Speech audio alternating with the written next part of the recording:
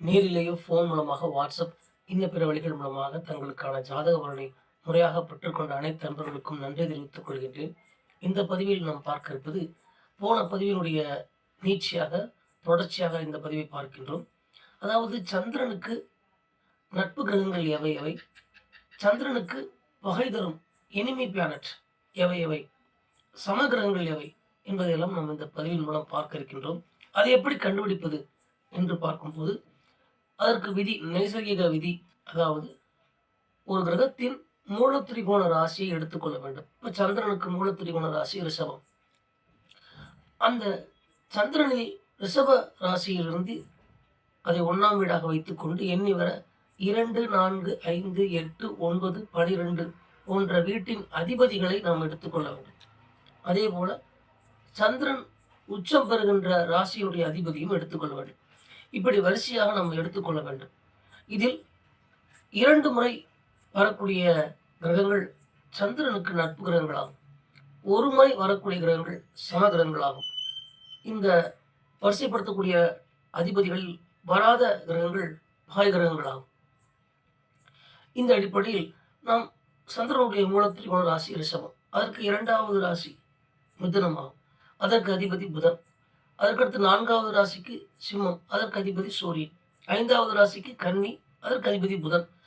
சந்திரனில் ரிஷப ராசியிலிருந்து 8வது ராசி தனுசு ராசி, அதிபதி குரு. 9வது ராசி மகர ராசி, அதற்கு அதிபதி சனி பகவான். 12வது ராசி செவ்வாய் பகவான், மேச ராசி இல்லையா, செவ்வாய் பகவான். இப்போ இந்த அதிபதிகள் எடுத்துக்கிட்டோம். சந்திரனுடைய உச்ச ராசி ரிஷபம், அதனுடைய அதிபதி சுக்கிரன். இப்போ வரிசையாக அதிபதி எடுத்தாச்சு. இப்போ 4ஆம் வீடு சூரிய பகவான் அதிபத்தியம் ஆகின்றார். அதனால ஒரு முறை சூரிய பகவான் வந்து விட்டார். அதில் ஒற்றை ராசி கொண்ட சூரியன் என்பதால் அவர் ஒரு முறை வந்தாலே அவர் நண்பர் என்று கணக்கில் எடுத்துக் கொள்ளப்படும். அடுத்ததாக 2, 5 போன்ற 2 ராசிகளுக்கு, அதாவது ரிஷபராசியிலிருந்து 2, 5 2 ராசிகளுக்கு புதன் பகவான் அதிபதி ஆகின்றார். 2 முறை வந்ததால் சந்திரனுக்கு புதன் நட்பு கிரகம் ஆகின்றார். அடுத்ததாக செவ்வாய் பகவான் 12ஆம் வீட்டிற்கு, அதாவது ரிஷபராசியிலிருந்து 12ஆம் மேசராசிக்கு செவ்வாய் அதிபதி ஒரு முறை ஏற்பட்டுள்ளார். ஒரு முறை வளர்ந்ததால் சந்திரனுக்கு செவ்வாய் சம கிரகமாகும். அதே போல குரு பகவான் 8வது வீட்டிற்கு அதிபதியாக, தனுசு ராசிக்கு அதிபதியாக வருகின்றார் அல்லவா. குரு பகவான் சந்திரனுக்கு ஒரு முறை வருவதால் சம கிரகமாக கருதப்படுகின்றது. அடுத்ததாக சுக்கிரன் உச்ச வீட்டின் அதிபதியாக ஒரு முறை வருவதால் அவரும் சமகிரகமாக.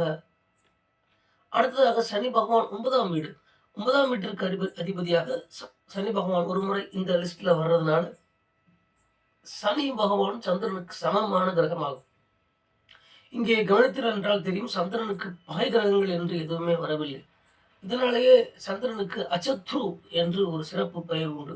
பகையற்றவன், பகை கிரகங்கள் இல்லாதவன் என்று பெயர் உண்டு சந்திர பகவானுக்கு. ஆக சந்திர பகவானுடைய மூலத்திரிகோண ராசியான ரிஷபம், அந்த ரிஷப ராசியை முதல் ராசியாக வைத்துக்கொண்டு 2, 4, 5, 8, 9, 12 போன்ற ராசிகள், அதற்கு அதிபதிகள், சந்திரனுடைய உச்ச வீட்டின் அதிபதி, இவைகளெல்லாம் வரிசைப்படுத்தும் போது யார் எல்லாம் 2 முறை வருகிறார்களோ அவர்கள் நட்பு கிரகங்கள், ஒரு முறை வருபவர்கள் சமகிரகம், அந்த லிஸ்ட்ல வராத கிரகங்கள் பகை கிரகங்களாகும். சூரியன் மட்டும் விதிவிலக்கு, அவர் ஒற்றை ராசி என்பதால் ஒரு முறை வந்தாலே அவர் நட்பு கிரகம் ஆகின்றார். இந்த அடிப்படையில் சந்திரனுக்கு யாரெல்லாம் நட்பு கிரகங்கள், சூரியன், புதன், இந்த 2 கிரகமும் நட்பு கிரகம் ஆகின்றன. மற்ற செவ்வாய், சனி, சுக்கிரன் போன்றவை எல்லாம், குரு போன்றவை எல்லாம் சமகிரகங்களாக கருதப்படுகின்றன.